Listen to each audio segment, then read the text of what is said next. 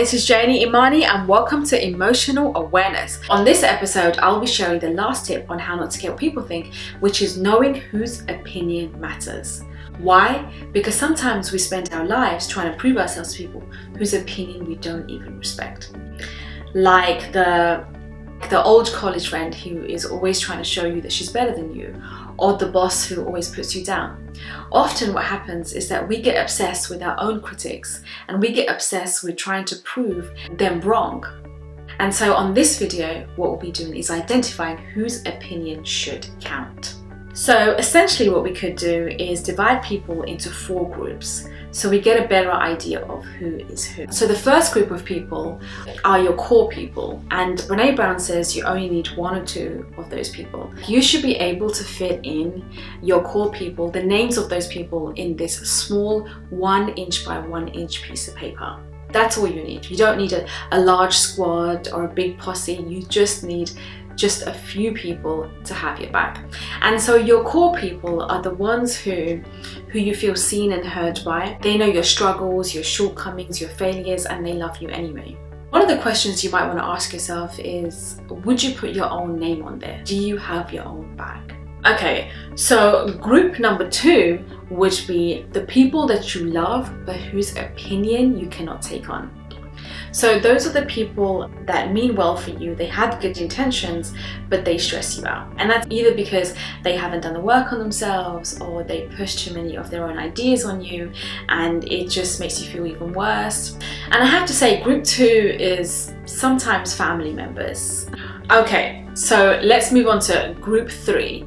And so group 3 are the haters, the critics, the ones that compare themselves to you or you compare yourselves to. And the interesting thing that I've noticed with working with my clients and even myself is that this group of people are often the ones that we are obsessed with. I've noticed that we get obsessed with our own haters.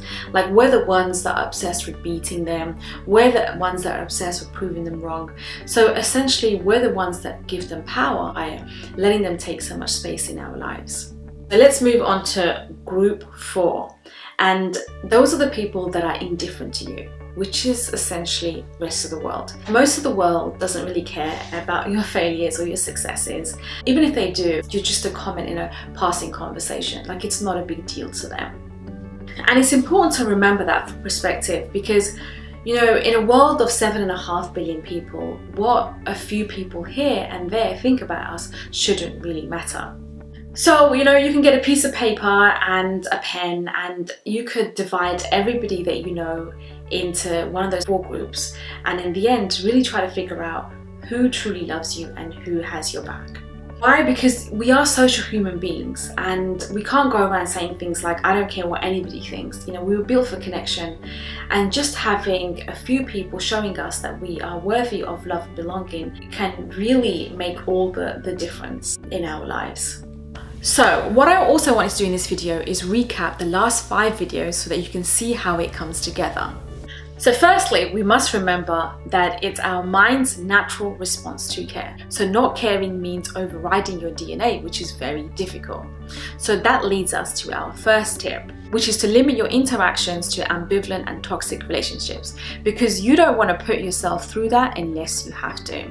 And so this leads us to tip number 2, which is knowing how you would like to be perceived and not perceived. Because we make a lot of effort trying to control how people see us, that's when we're most susceptible to caring what people think as well, which puts us in a more vulnerable situation. And then we had tip number 3, which was defining your own personal philosophy. So instead of how people see you dictating your actions, you want your values to dictate your actions. And lastly, and most importantly, we must know whose opinion matters. Because like I said, we can't do it alone. We are social human beings. And so we need to know that there are a few people out there, right? Just a few people out there who have our backs so that we can get through the struggles of life.